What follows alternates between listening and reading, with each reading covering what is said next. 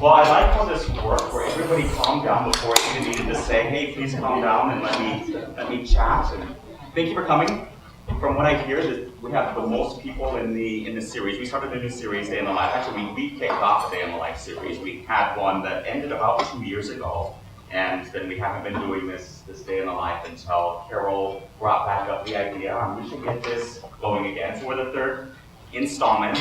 And I don't know if we're the most because people really like technology and computers and programming and all that what really excites people, or if the first 2 Day in the Life did such a good job that you guys did basically marketing for us. So we'll see how it goes. I just wanted to have a quick opening and bring up Jessica and Patrick, myself. You guys read the bio a little bit, and we'll go through our background on how we got to where we are, what the quantitative analyst means in practice. I think will be interesting. All three of us, even though we're quantitative analysts or quantitative portfolio managers, we do very different work. And so hopefully that will be illuminative and instructive in terms of giving you guys ideas on what it is to be so deep in the numbers. Before we get there, I know we have the couple of presentations up on the website already, or on YouTube actually, talking about Day in the Life of being an ultra high net worth portfolio manager or relationship manager, as well as doing manager due diligence. We have this one today. Next month we'll have one on what it's like to be a consultant. And I went through doing homework for this. I went through and took a look at the presentations that are already up, and it struck me that even though we're a quantitative analyst role, a lot of what you'll see through the Day in the Life, there's a lot of consistencies there. We might focus a little bit differently, but there is going to be a lot of consistencies in what it means to be in finance, what it means to develop your skill sets, whether it's the quantitative side, the qualitative side, the soft skills side, that there are a lot of overlaps there. So I think just as you listen through this, ask questions, and we'll ask questions of each other, but we really want it to be something where you guys can get any questions you have. Get them out there. We'll try to answer them to the best we can. Sometimes we won't have good answers, but we'll have answers that are honest and hopefully insightful. And with that, I think Jessica is going to go give her bio first, and then we'll hit Patrick and then myself, and then we'll open it up. Great. Well, thank you all for coming. And like Tom said, if you at any point just interrupt me, I think that goes running a lot. If there's a question, if you need clarification, if something strikes you, just interrupt. But I'm Jessica Murray. I am a portfolio manager here at Thrivent. I've been here now 10 years. I started my career after undergrad at a small software firm called FactSet, which at the time I had no idea how valuable that skill would have been in my career. I was there for 5 years and decided I wanted to be more involved in the finance industry, so I took a job with one of my clients at a U.S. bank as a quantitative analyst, with literally no quant experience at all, besides the CFA exam and the curriculum that provided. So I had a great mentor, I learned a lot, and then decided I wanted to move on to be a portfolio manager, and now I've been at Thrivent doing small cap core now for 5-ish years. Started off on large cap value, so I kind of spanned the range of quantitative equity investing. And Pat. So I probably took more of almost viewed as, I don't want to call it more of a traditional path, but when I was coming out of my undergrad at St. Thomas as a math major, that's kind of when the financial mathematics was starting to really ramp up and become kind of that new way of like programming in that role that it's continuing to in finance. So I knew right away that that's kind of where I wanted to go into. So I started at the University of Minnesota as a graduate program in the financial mathematics program. While in that program, I moved into a role at Loophole Weed Capital Management, and that was a research role while also developing publication materials and getting a little bit of programming experience there. And then after Loophole Weed, I moved it to Ameriprise Financial in their capital markets group. So we were responsible for hedging the variable annuity products. So we were developing the models around the variable annuity as well as trading derivatives on the exposures that our simulations would kick out on a daily basis. So that gave me a lot of exposure to pricing different derivatives, hands-on experience, a lot of programming as well too. And then lately, I decided to make a move where I wanted to be more in a client-facing type role. So for about 9 months now, I've been at Parametric Portfolio Associates. If anyone in the industry might be familiar as Clifton Group formerly. We were acquired in the last, I think, 5 to 10 years by Parametric. So they've been around for quite some time, and we're kind of like more helping non-taxable organizations with a lot of derivative strategies. So but that's a little bit more about my background. I was a little bit late to the CFA exposure, so I'm a level 2 candidate. Anyone else out there?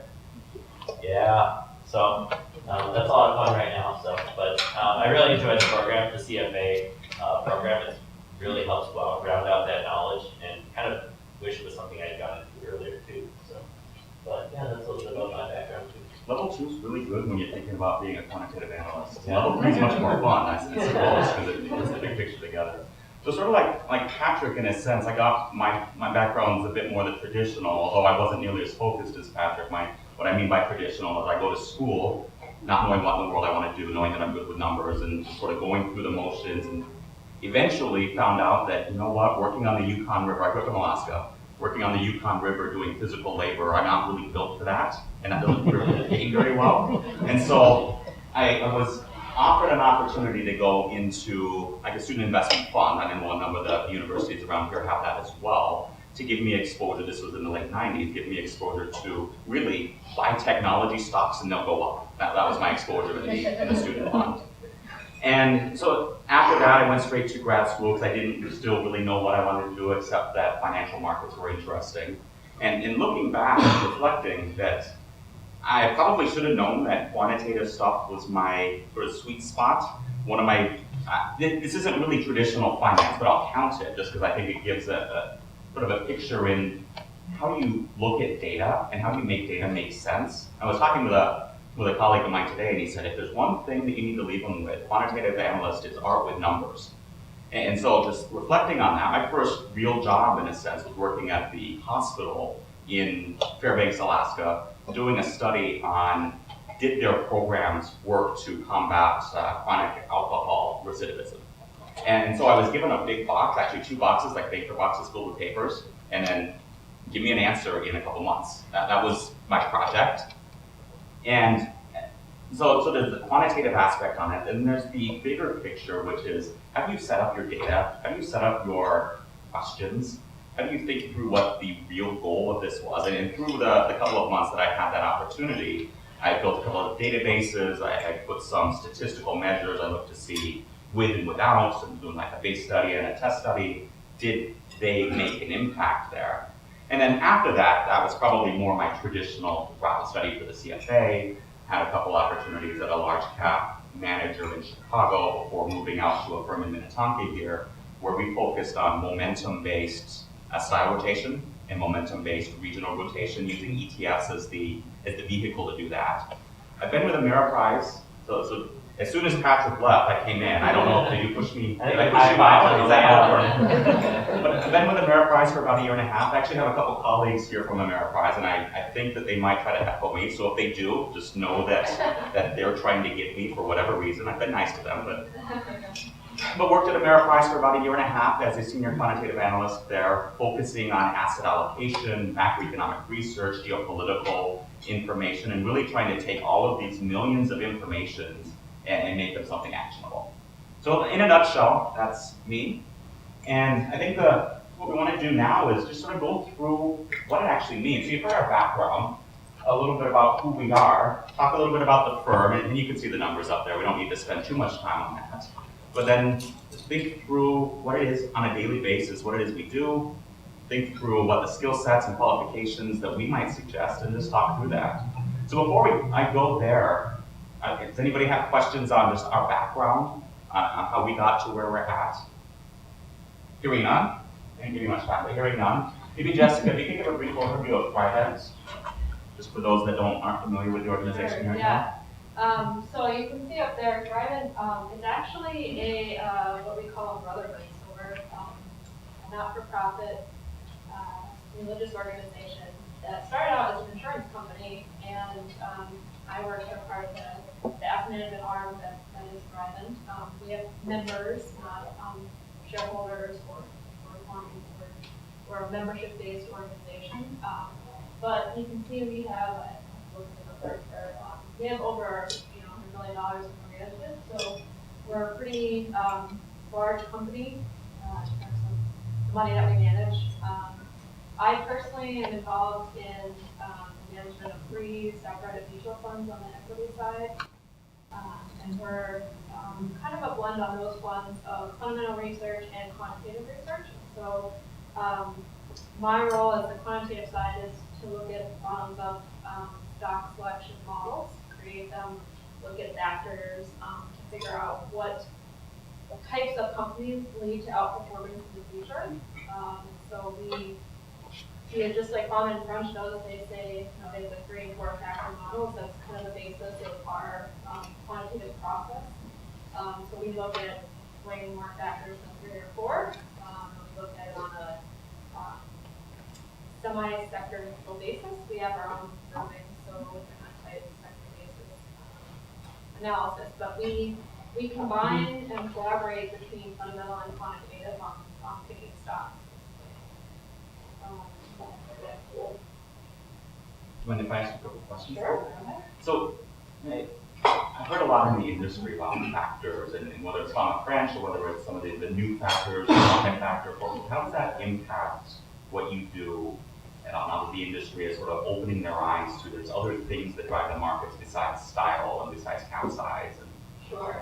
Yeah, so that's kind of my job security, I guess, is to find new factors and new ways to look at data and see if we can generate any historical trends that will potentially lead to outperformance. When I talk about factors, I'm talking about, in a simple case, buying cheap stocks and selling expensive stocks. It's literally just take some sort of valuation metric called a PE. You take the top 20% cheapest stocks, that's kind of your pool to invest in. Sell short if you can, or just avoid the bottom 20%. And so smart beta is kind of the buzzword of how people are now marketing what people have been doing for decades in terms of factor investing. So as more people get involved and more people discover factors, alpha gets arbitraged away, which is not surprising. So there's this constant need to improve your models and find factors that are either not highly correlated with other factors that people are using, or maybe new data sets to mine data from. And I say mine, that's a negative connotation, but there's still things that I think have been undiscovered. But at the basis of it all, especially in our process in marrying fundamental and quant, is that there has to be an intuitive theory behind why a factor should outperform. So we have to have a theory, right? So in certain cases like oil stocks, is there something between research and development or some kind of new specific factor that we can get data? Used to be able to, we had to hand pull that data, and then now it's become much more commercially available. But looking at things a little differently like that, we have found factors like estimate revision after Reg FD, the efficacy of those factors has been dramatically. There's literally no alpha left to be had there. And then now with AI and machine learning and all those buzzwords, there's ways to look at data differently, and then you can, instead of doing the easy, 20% split, you can do decision trees to say, okay, if this thing happens, you go down one path. If this other thing happens, you go down a different path. So there's different ways to construct your factors. There's different ways to combine them so that you can look at heavily weighting certain factors outperforming back in momentum, if you will, or the kind of the preferred method for us is that different factors can perform differently in parts of the economic cycle. And so we look at how to weight factors based on where we are in the economic cycle.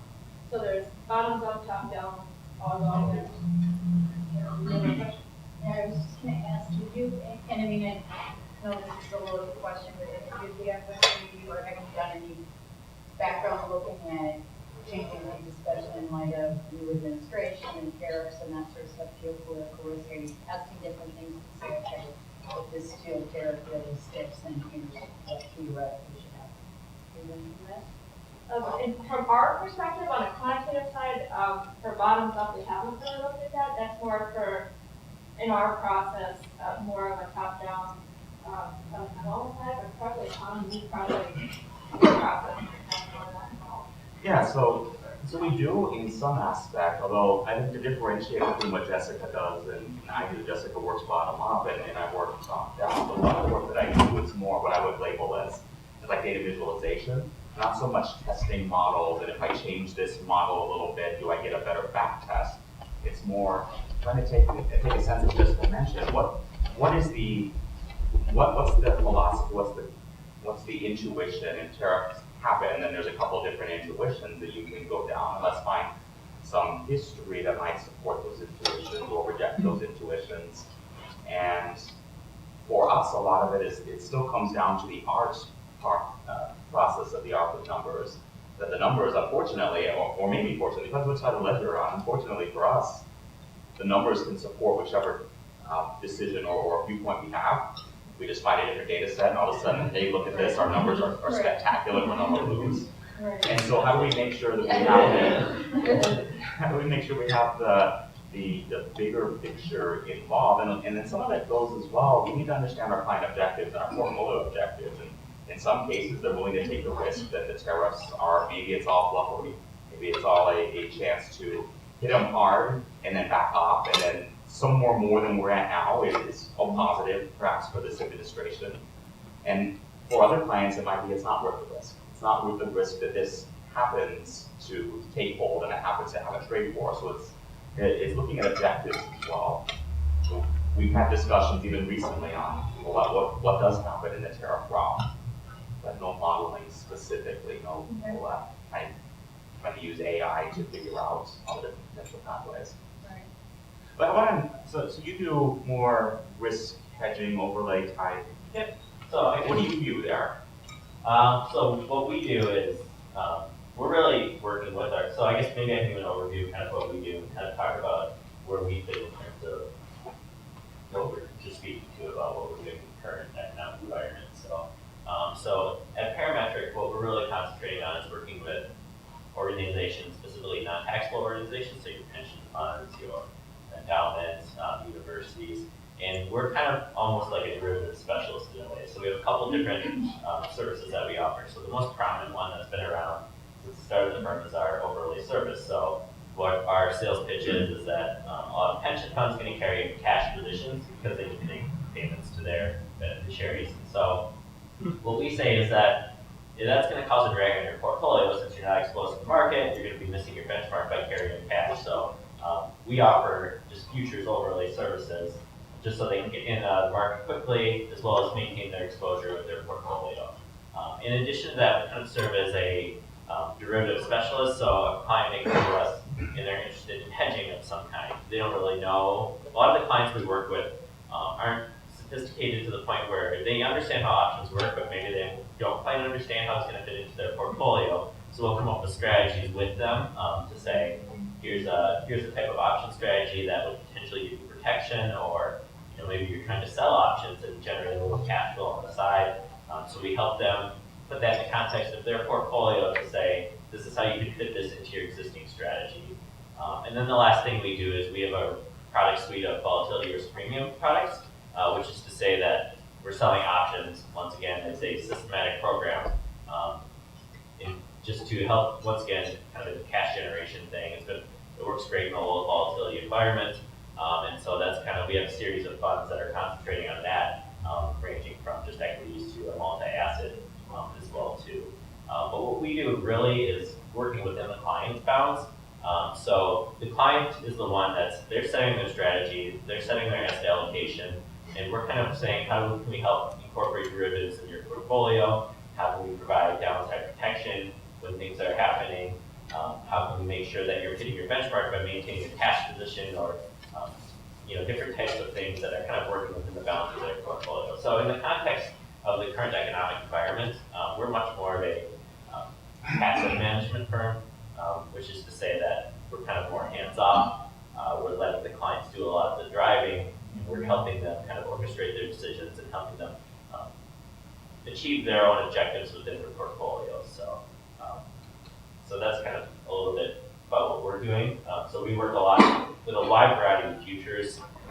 Like I said, with derivatives. So we work with futures as the most basic thing, interest rate swaps, lots of different types of option strategies, different swaption strategies for a little bit more of our sophisticated clients. It really depends kind of what they're looking to achieve and their level of sophistication. So that's what I was really enjoying about this, was the client-facing aspect, taking more of that derivatives knowledge that I had before and being able to explain it in a way that someone that's not good at math can actually understand. And that's probably the most difficult part of my job, but at the same time kind of the most rewarding thing as well too, is kind of learning how to explain that as well too. So it's not just a science. You can't just come in there and throw a bunch of numbers at someone.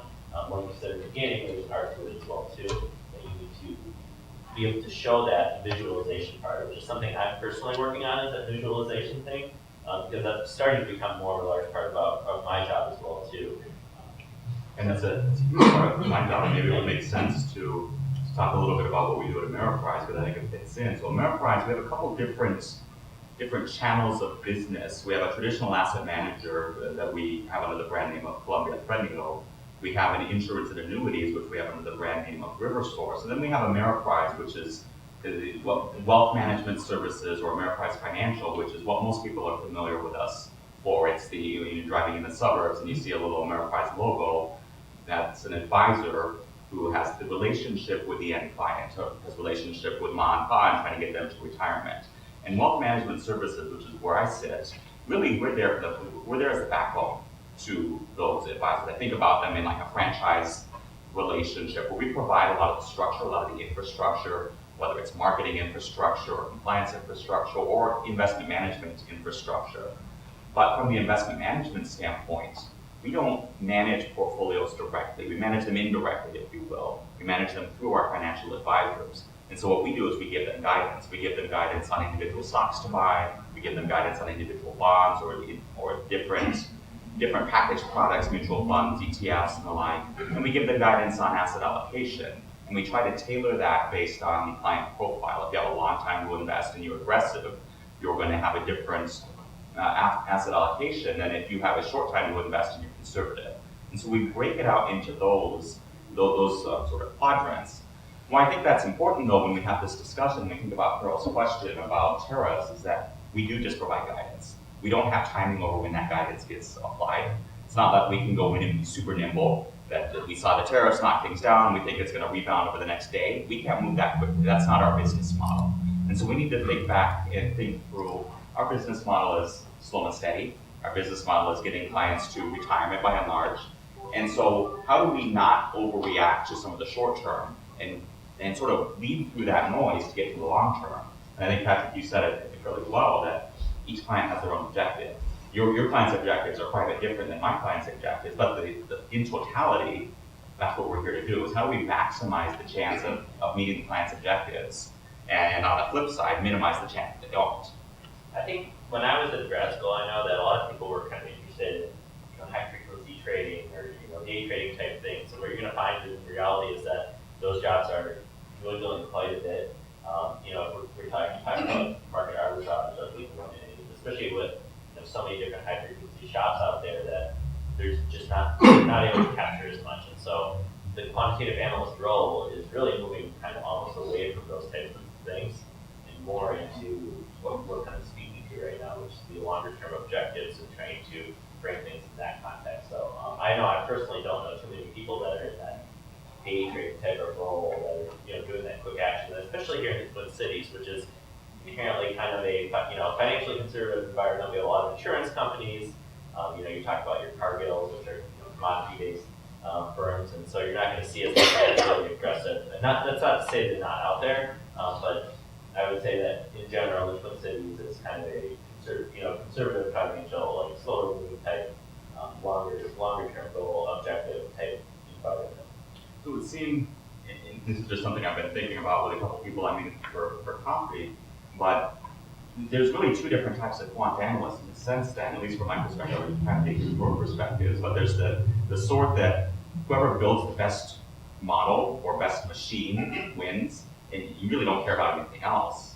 And I think that's probably more the black box or the algo traders.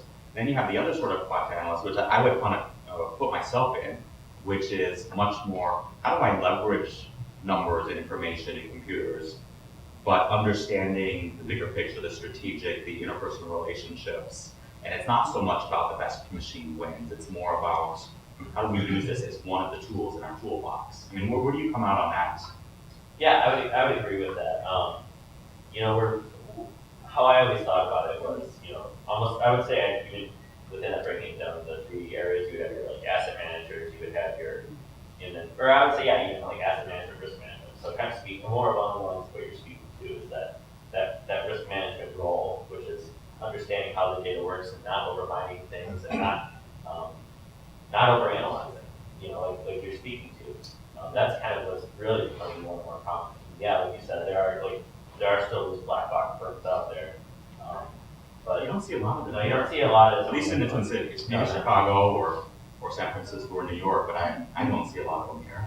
And I've seen it go dwindling down in terms of opportunities.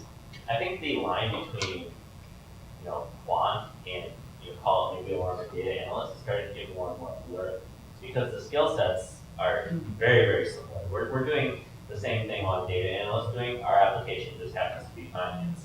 I can take my same skill set, move to the healthcare field. You came from the healthcare field. And it would translate very well. I'd be able to, it's just a different type of data set you're working with, a different type of model, but in terms of the skill sets that are needed, the statistical skill sets, the presentation skill sets, all that would translate well. And so you're kind of starting to see a little bit of blurred line between that and people moving back and forth very easily. It's giving people, I think, even more flexibility around that with the new skill sets that you're kind of being forced to develop. I would agree, and just you said something that was pretty interesting to me. You said that your team, your structure is you have the quantitative, the tool, your role, and then you have the fundamental analyst, and you work together to figure out how you build a portfolio. And when you think about your role as a quant analyst, what's the leverage that you can get from understanding the fundamental side, and then what's that feedback loop like? Sure. So our main objective in the fund is to outperform our benchmark, right, like everyone else. So our theory is that the benchmark performance, the quant model adds a layer of performance on top of the benchmark, and fundamental actually adds a layer on top of quantitative. So, so basically, as a quant side of things, I want to give our fundamental analysts a smaller, more statistically robust pool of stocks to choose from. Small cap core, Russell 2000 benchmark, 10 people can't cover 2,000 stocks. Quantitative model can cover 200,000. So my role is that kind of initial task to say, these are the stocks that give you the best statistical advantage of picking these stocks to outperform the benchmark. And then on top of that, then that's still 400 stocks, right? I still have buyer recommendation on 400 stocks, that's 20% of the 2,000 universe. So then it's the fundamental overlay on top to say, out of those 400, how do we pick 100 stocks to go into our mutual fund? So it's kind of just giving them a better field of vision. It's also sitting in our meetings with the fundamental analysts to say, this is my sector. Like our retail analysts will say, I think actually shrinking square footage is a positive thing for retail stocks. Okay, well that's how you've been analyzing your stocks. Let's look at it historically. Is there a statistical significance there to show that that does lead to outperformance, or is that something that is either priced in or you can't get any help at? And so there's that kind of that constant feedback loop to say, I'm the sector specialist. I have these ideas, and then I put the statistical data around it to say, okay, yeah, on average those either can or can't lead to outperformance. So there's kind of a constant feedback loop there, but there's always kind of a theory behind the factor we're trying to look at, right? Because you can go way too far in data mine and say the weather in Paris leads to stock outperformance, and that may be the case, but that's not something you want to base your investment Correlation decision. does not apply to causation. Right. So there's that intuitive thought process behind it to say, what do we actually want to invest in? You know, and we are like you said, we're long-term investors. Our average holding period is measured in years, not months, so or days or hours. So you know, we're trying to figure out what kind of company do we actually want to invest in, not what, you know, can give us the best bang for our buck. Quick question on the interaction between fundamental and quantitative. Do your fundamental analysts kind of see the quant score once you've done the filtering, or do you try to get rid of that framing bias so that they can objectively not have the quantitative kind of pull where they're looking at stocks? So we do send out a screen every week to kind of give them like the new list of stocks, either meet our criteria or fall off our criteria. So they do see that. There is discussion around whether they agree or because they have their own score. And the management team discusses maybe why quant is wrong or maybe why fundamental is flawed. You know, the limitation with quant is that we're usually looking at historically reported data, so we're kind of, even though it leads to future outperformance, it's still historical data, right? So if the analyst says, oh, well, that is what happened, but this is my forecast, and that's why I think the score is going to go from a sell to a buy, or maybe that's why they have a buy on it. So there's discussion around stocks that maybe have some disagreement, and there's also discussion on, you know, quant's other limitation is I'm looking at commercially available data. I'm not picking anything. So if a merger happens and it affects the score, the fundamental analyst could say, well, I don't believe in the score because the numbers are skewed because of the merger or something.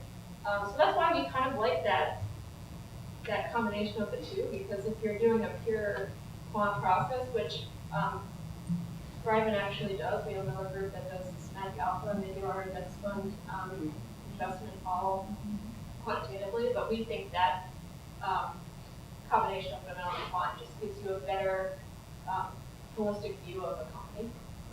That's just our personal investment philosophy. I'm going to kind of steer this one way. So, well, first off, is anyone here for the MFM program with you? Handful? Okay. You maybe briefly mentioned on this. I just kind of want to maybe talk about the computer aspect of it, because I think that's something that people are genuinely interested in. And so you were mentioning that you're working with a data set of hundreds of thousands of stocks. So like, what do you program? So we get all our data through StackSet. I program in Visual Basic and MATLAB. So that's just the tools that we choose to use. I think the program uses MATLAB as well. I know other groups in our organization use R, SAS. I mean, all the big stat programs are used. It's just, I think, more personal preference. Some smaller firms probably use R and it's free, but we have to use a measure of those things. So. And I guess I can speak to, I've worked with a really broad range of technologies. Going back to Ameriprise, we were coding in C++, porting that into C#. And I think what Ameriprise is doing, we're not giving away any company secrets here, at least in the capital markets group, and this is something that's becoming monstrous in not only in financial mathematics, but just across data analysis in general, is the concept of cloud computing. So when you're working with, in private, I'm sure your hedge fund share has something similar, that when you're working with a variable annuity portfolio of the magnitude and size that Ameriprise carries, you can't run that on your desktop. It's just not going to be efficient. And so what I'm finding is that cloud computing, or being able to separate out your model and burst it out into an environment, is actually becoming more of the more cherished skill sets that's out there. And once again, that's not holding true for just finance. That's something that needs to happen across any sort of data analyst form, that once you're working with a data set that's so large, you need to find a way to efficiently partition it out, as well as running your simulation on that as well too. And so that was my first experience with kind of high-level programming. And once again, it wasn't who created the best black box. It was, how can we make this so efficient that we can run this on a daily basis when the competition has to run it on a weekly basis because it takes so long. Moving into my current role now, one of the first things I did is they had a lot of models that they were running in Excel for different types of simulations that they were running for clients. And the first thing I did was able to spin those off and efficiently program those as well too. So using a combination of like Python and C#. Once again, it's how can you take as much work off people's plate as possible so that they can actually dig in and understand what's going on behind the analysis. You want to make sure that people don't have to grind away at the same routine task over and over. So finding ways to take that off people's plates, making fishing code, once again, that's fast, that runs really quickly, as well as gives you the visualizations that you're aiming for. That's kind of becoming more important than anything, is that speed. Because there's so many models out there that have kind of become routine.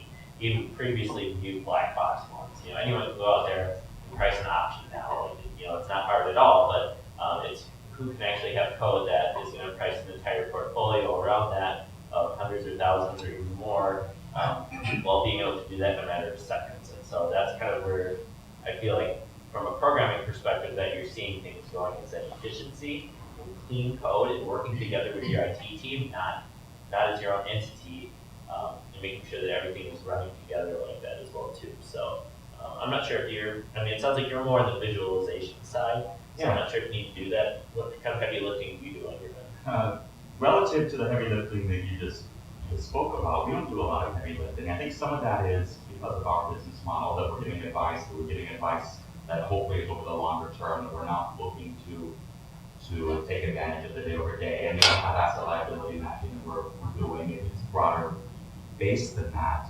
So some of the things that we look at from a coding or infrastructure standpoint is most of our coding is done either in a Bloomberg environment itself, and they've started to open up that environment to use a Python based system. So it's a little bit of Python outside, a little bit of Python within the Bloomberg, they call it quant. And so the reason we do that, people with quantitative knowledge that sit on it, but there's lots of people that don't have either of those that also sit on it. And we think about that as a value add because we're able to see, similar to Jessica, we're able to see a viewpoint from our financial sector analyst who knows financial sector, who knows bank stocks really, really well, much better than I ever will. But she's not in there coding in Python or understanding how all of those, we use models like the Black-Litterman model. She doesn't understand how that works. So it's my job to help her understand what are the results of it and how to think through the biases that model has, the biases that we've introduced. And so that's what we think about when we talk about efficiency, is this something that the 13 members, each with their own background, can understand and others can utilize? We don't like to do redundant work either. That doesn't make any sense for anybody. So we are trying to decrease the number of times that data needs to be touched. If we can do it inside of a Bloomberg terminal rather than stripping it out and doing it outside, if all else is equal, let's do it inside because there's one less chance of things going wrong. Can you explain, so you briefly touched on it, so when you have to explain Black-Litterman to someone who doesn't know quant finance, like if you had to explain, who knows who's worked with Black-Litterman application before? I did previously at Blue as well too, but if you had to explain it, how would you explain it to someone? I'm going to say trust me, that's all. Yeah, so I think there's a couple of parts on when you're explaining a model. How do you actually explain the model, and how do you actually explain what to do with the model? So Black-Litterman, from just a procedural standpoint or a model standpoint, essentially assumes that CAPM is correct. And if CAPM is correct, then you can reverse back into what the assumptions must have been to get there, so asset classes. And what we do is, and what Black-Litterman does traditionally, it says, let's look at the world. Let's look at how the world allocates.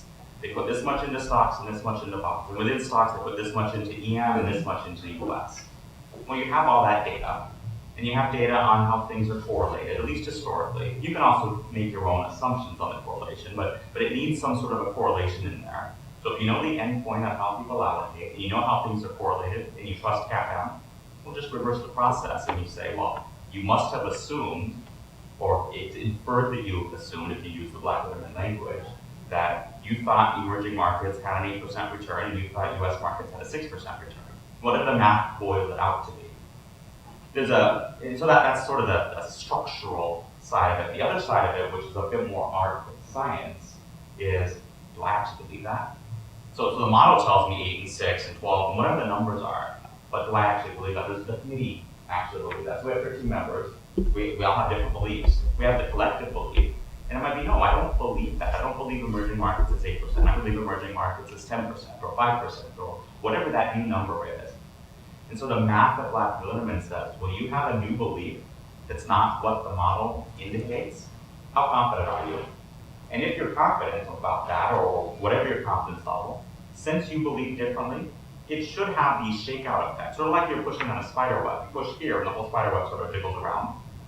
If you believe the emerging markets are different than what the model said, well, because US markets, US equities are correlated to emerging market equities, it has some effect there. And because maybe US treasuries are inversely correlated, it has some effect there, just the other way. And so that's what we go through. Now there's other inputs that you need to put into the Black-Lillerman model. There's what do you expect for your asset or your risk premium, what do you expect for your inflation rate. Some of those are easier for people to grab onto because they're more traditional, especially for our economists. Okay, GDP, my model says 3. Plug that into Black-Lillerman and push the button and there you go.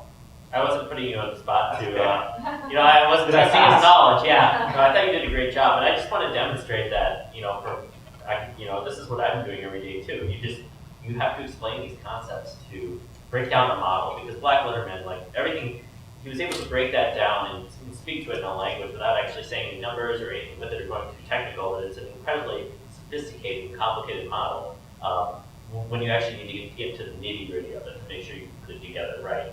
And part of what the quant role is evolving into is being a teacher, being able to explain those things, being able to break those down and talk to people who don't have that math background that maybe they either don't want to know the nitty gritty or they don't understand it. Being able to explain those concepts to someone because you're not going to get their approval without being able to explain that well. If they don't understand what's going on, they're going to tell you, all right, we're not going to use that model despite its strengths or anything you know about it. If you can't explain that well, you're not going to be able to go anywhere with it. And I think that's a skill set that people don't really expect when they're going into a quant field, that they just think they're going to sit in their room and code away. But in reality, it's becoming so much more forward-facing that people are asking more and more questions, especially when you're working with advisors or other people on your board. Yeah, and you face that every day as well. You work with your institutional clients. My clients somewhat directly are the allocation committee and our 10,000 advisors. And I don't sit across the table just because we don't have enough of me to do that for the 10,000. But you deal with that as well over there. And I see a question over there as well. Maybe we jump to that. Yeah, thank you. My question is for Jessica. So you were talking a while ago about that your job, or a big part of your job, is to identify which factors outperform in what part of the economic cycle. So I was wondering, what's your take about using classification models, say classical classification models or machine learning techniques, to classify what part of the economic cycle you are, and using those factors that you've created to basically plug them in as your ingredients, so you can say, okay, these belong to this classification, which is, say, the top of the cycle. These others belong to this other part of the cycle, given that it can be computationally heavy when you can assume linear relationships like in a more traditional regression and just find whether that beta not or the alpha is still there. Yeah, so when we started this process, I guess my starting in this process way back, 15 years ago, was more of the traditional linear regression standpoint and just looking at different market environments to see which factors, like kind of breaking out when certain factors perform better or worse. We used to look at US banks when, if large beats small, is there an effect on what factors outperform other factors. So you can get at it in a linear fashion. It's a little, I don't know how to say rudimentary, but it is kind of like an easy way to get at that same answer.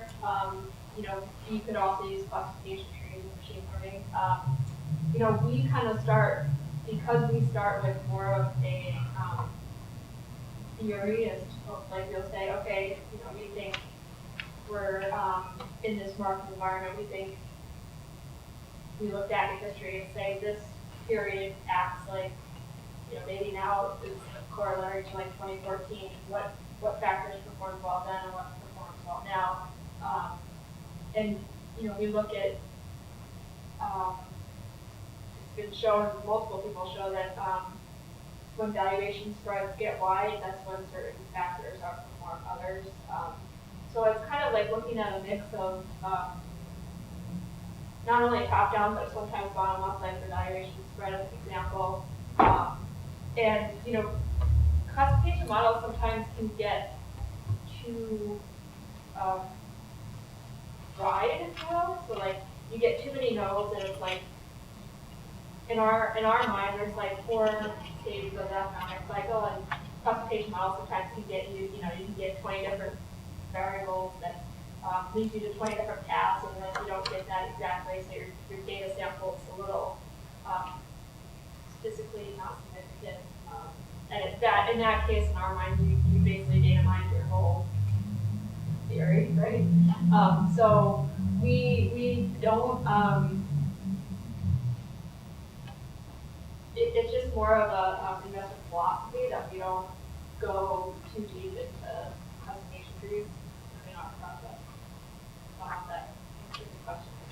I mean, are people completely lost? I think Maybe 2 hours same wavelength. No. So what I was picturing in my head was to define those, or to use those returns and just classify them into those 4 sub-stages of the economic cycle. And then within the classification framework, you could eventually go and say, okay, this set of returns are stage 1, so they belong to class 1, therefore they're associated to this set of factors that we've created, and they performed this and this and this and this way in the past. Even that I'm assuming that you would have taken your data and divided into training and maybe a competition among models, and then for backtesting, like a third step, yeah, right? Example, sure. Right. Yeah. So that's what I was thinking about, but I don't know if that is a little bit too convoluted, given that you can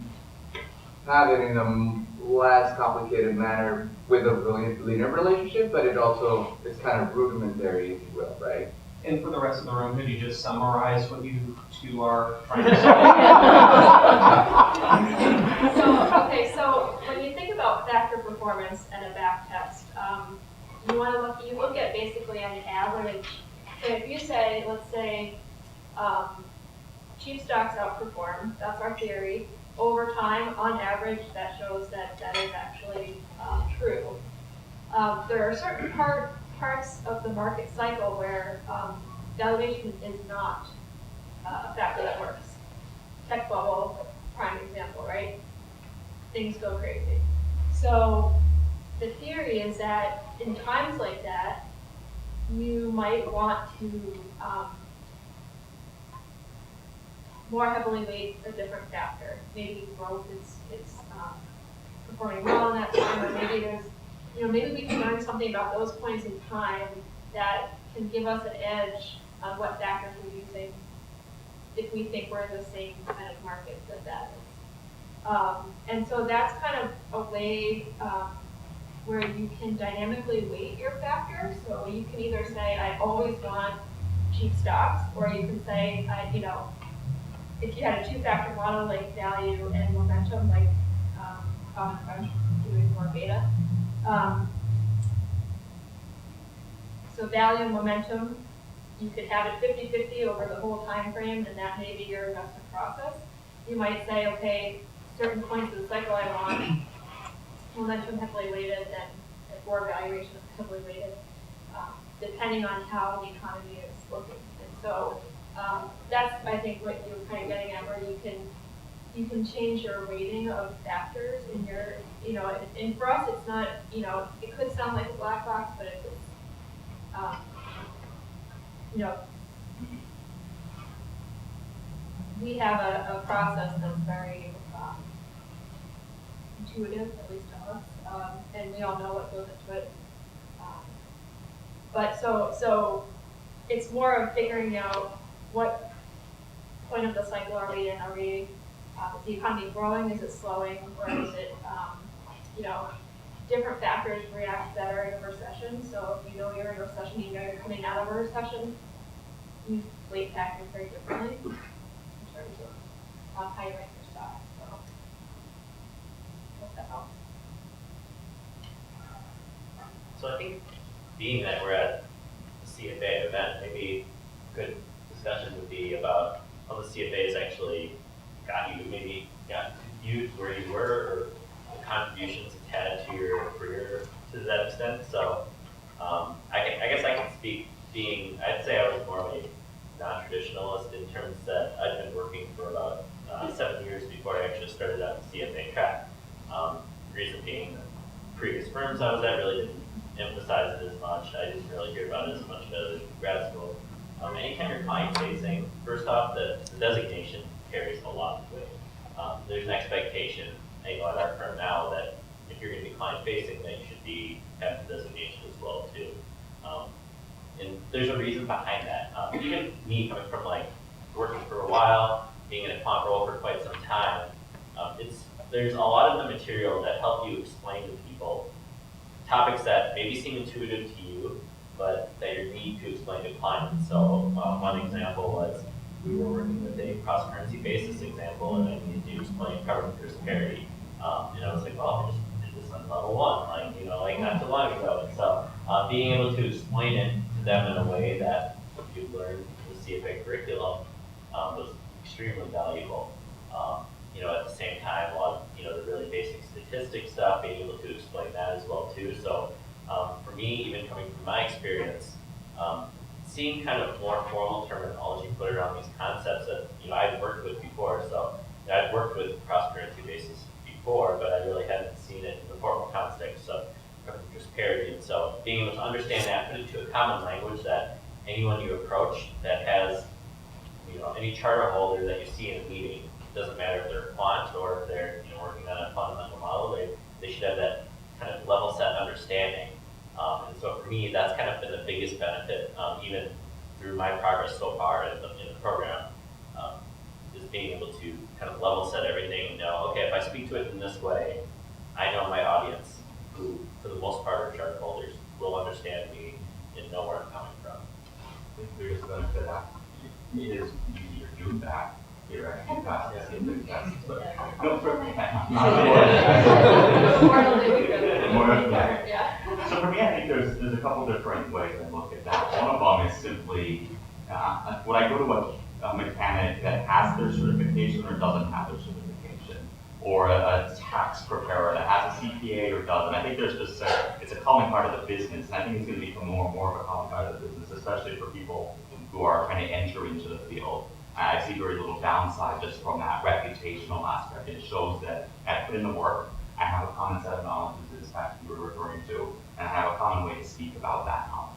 I think most of the people, maybe everybody in this room, there's that second aspect, which is, well, hopefully it's interesting. It's stuff that we're looking to spend 30, 40, 50 years of our life or dedicated to, so hopefully it's something you find fascinating, and to the extent that you do, it gives us a basis for just digging into that, understanding what these markets are, and how to tear down balance sheets, and how to do quantitative work, and how to build model portfolios or find solutions. It's something for that insatiable knowledge inside of all of us. And I think the third one, maybe a little bit softer, and I don't think you need to have a CFA here, but it probably helps, is as we express, this is a relational business, both in terms of day over day, do my models make sense to the people I'm presenting it to, but also just as you prepare for your career, like being involved, having a CFA charter, and being able to volunteer, let's say, at the CFA Society, and understand the other people in the business industry here.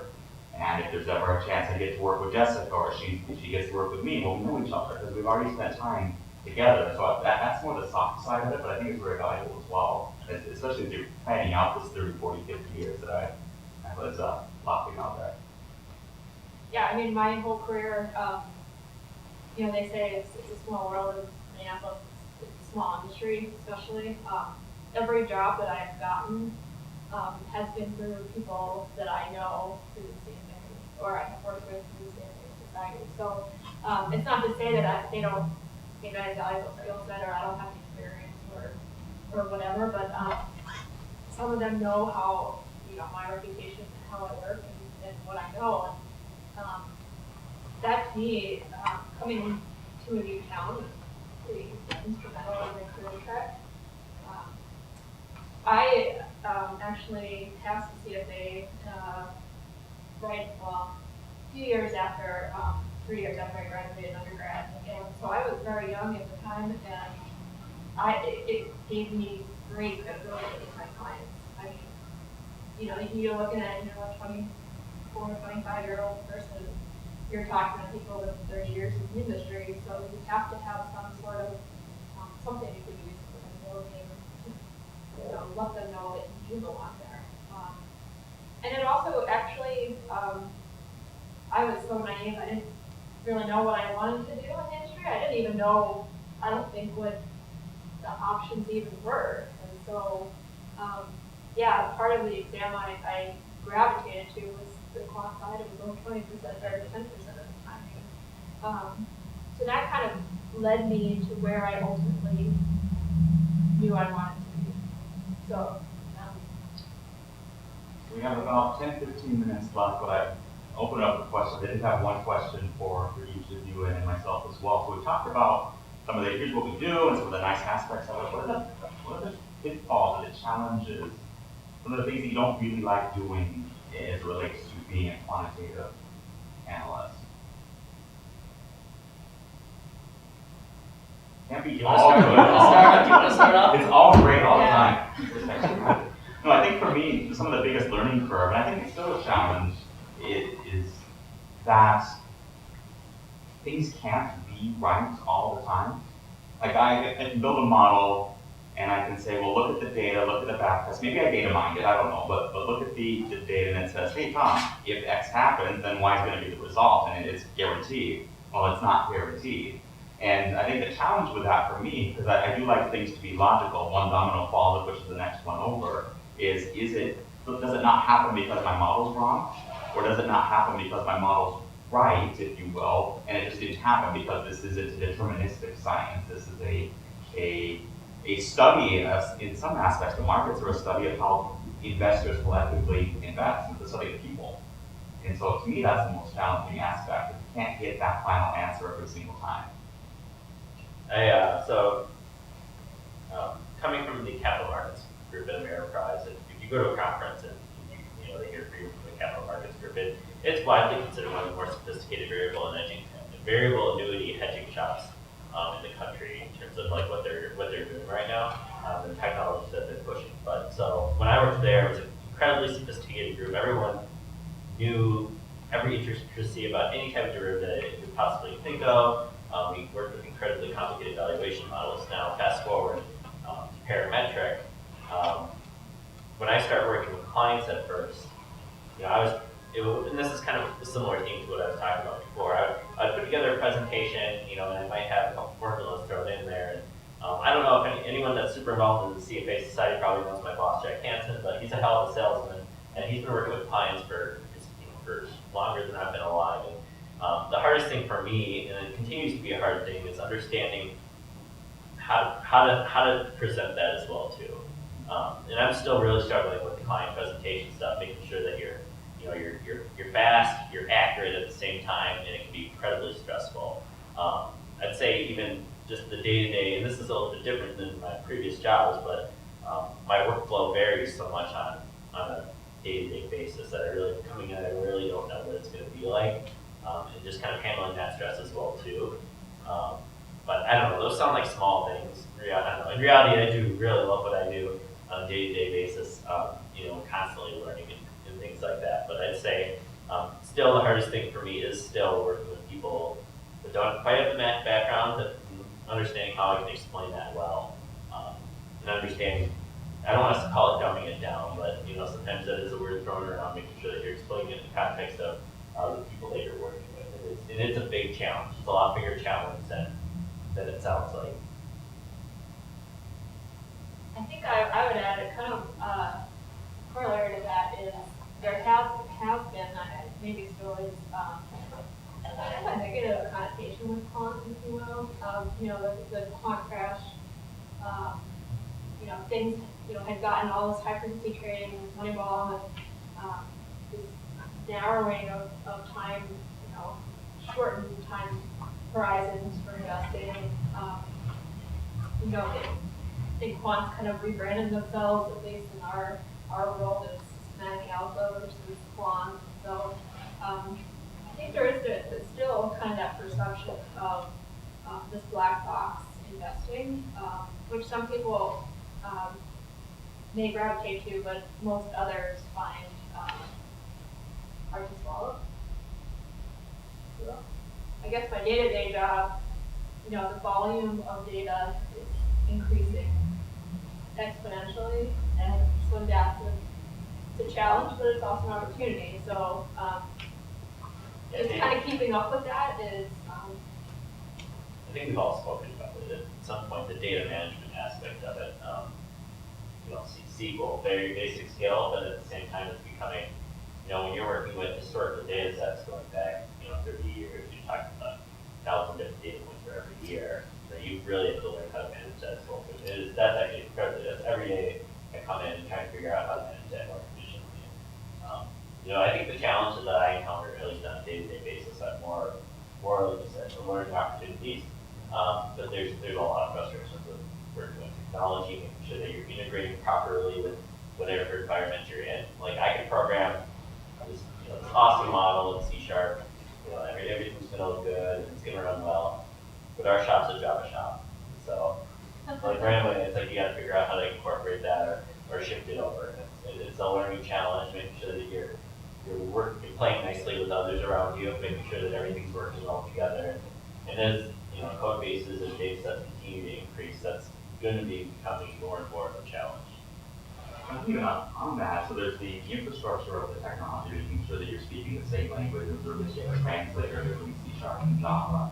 But then some of it is just understanding the data itself. So you look at something as simple as GDP, and that should be a really simple data set, and you have it printed every quarter, and you start going back, and like in Bloomberg, if you pull up GDP and push the chart me now function, well, it'll do that. The challenge is what they show you is not what was actually available at that point in time that people made decisions on, because there's all these revisions. There's the initial revision, the second revision, the revisions up to 5 years.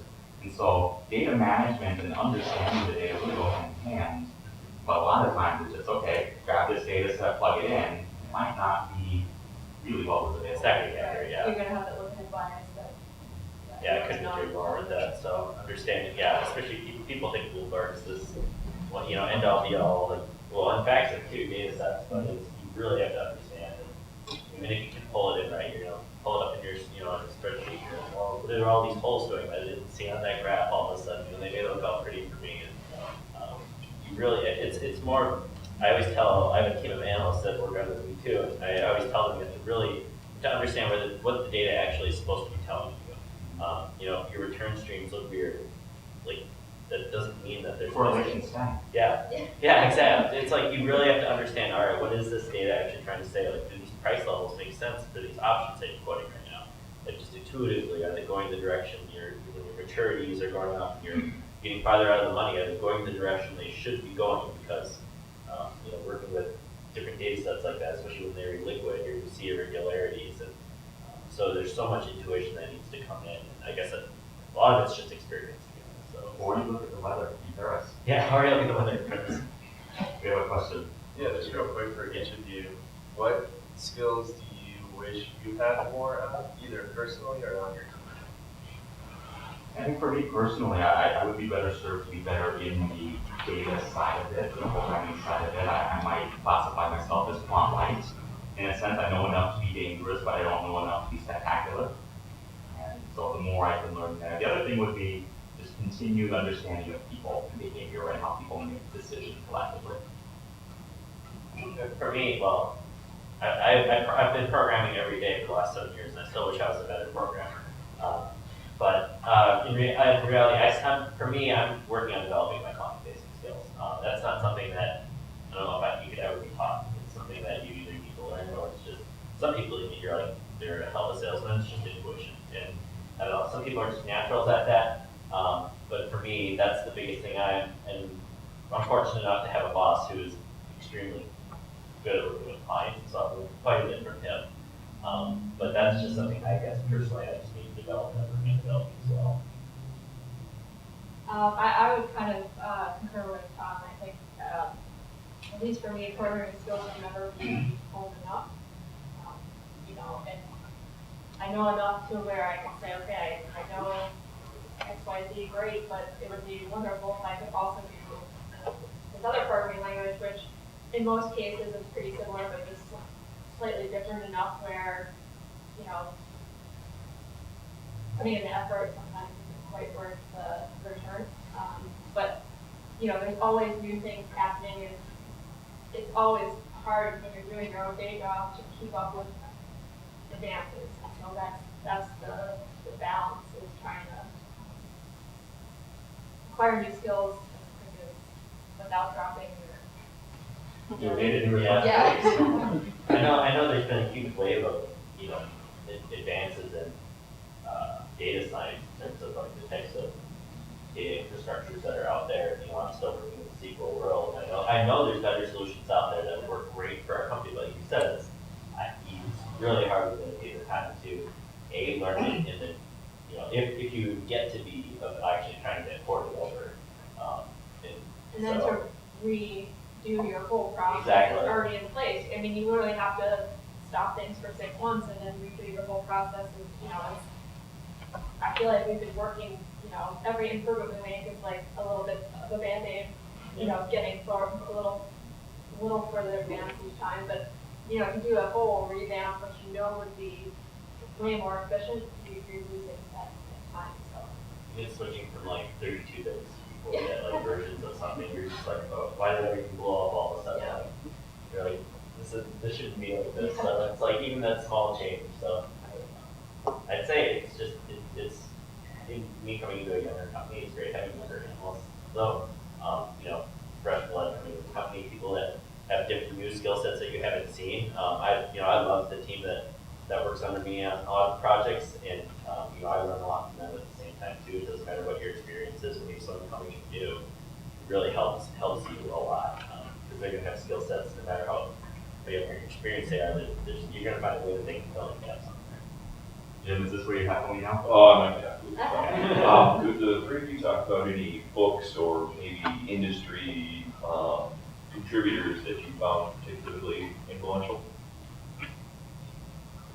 Yeah, maybe I can kick off with that. And when you say books or industry, there's a couple different aspects that I look at. One of them is just, how do I understand the market? If I understand the markets better, maybe I can understand the quantitative or the modeling side of it. And for me, it's a matter of don't just find the data or the people that believe with what I already believe.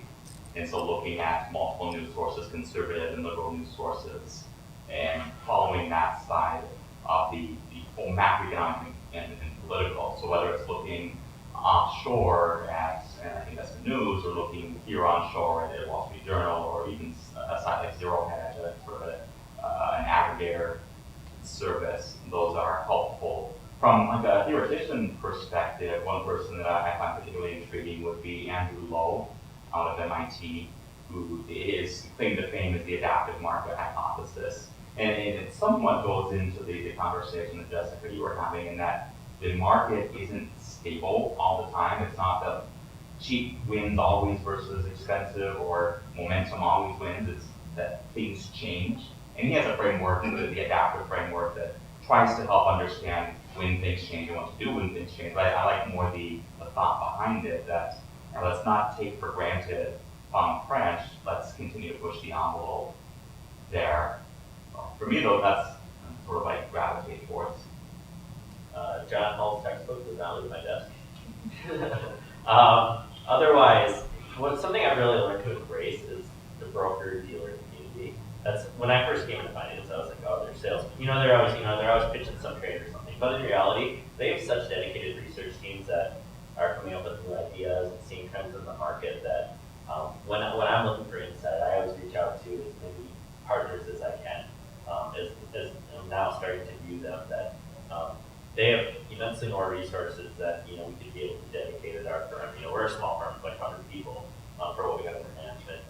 being able to reach out to just, once again, it goes back to the network, being able to know who your network is, who you can lean on for that type of information, and just kind of bring all of that together at once, and reaching out to all those different parties to say, what are you seeing, like, what trades are other people doing right now, and just trying to understand kind of what's happening in the broader market, I would say. Yeah, I mean, for my job, I read a lot of sell-side pieces. That's a lot of my daily look. It's kind of on the background. One kind of very basic quant book is Ben Graham's a quant. I don't know why I was good at that. That's kind of my, kind of where I got my start in quant. So I think it puts it in a pretty easily understandable, easily understandable terminology. I think part of it is just understanding, as both of you mentioned, that we don't need to do it all ourselves, that there's a huge investment community. Some of them are tools-based, whether it's looking at some of these risk modeling systems like Aladdin or Vara or whatnot. Some of them are people-based. How much can we leverage the combined knowledge out there and see either it applies or it applies if we do X, Y, and Z. So it is just a smattering of almost more is better in this case. I'll take a couple hands up. Not very sure. Somebody, all right. Let's go here. She's had her hand up. Do you think the difference between buy-side, on-side, sell-side, on-market? I don't know that I distinguish between them directly, at least in terms of like functionality or their ability to do their jobs. I think there is some difference in terms of how you do your jobs. As I described in Ameriprise, you might think of us, the investment research group, somewhat as a sell side. We have a captive audience of Ameriprise advisors, but we don't directly impact a portfolio. My decision doesn't go straight to a portfolio and worry about trading consequences or the like. It's more guidance. I think on the sell side, you have that I don't know if there's that disconnect or at least that difference between that and the buy side. People move between the two of them nonstop. Like, and so it's becoming, I would say, it doesn't matter where you start. Your skill sets can be transferable either direction. So I don't think it's very, very different. Like you said, it's just who your target audience is. We're all, in reality, we're all selling to someone. Or like whether it's the client is the final person, or you're trying to work with different funds as a true sell side broker. I guess I don't see as much of a distinction unless you're actually like running a trading desk or something out in New York.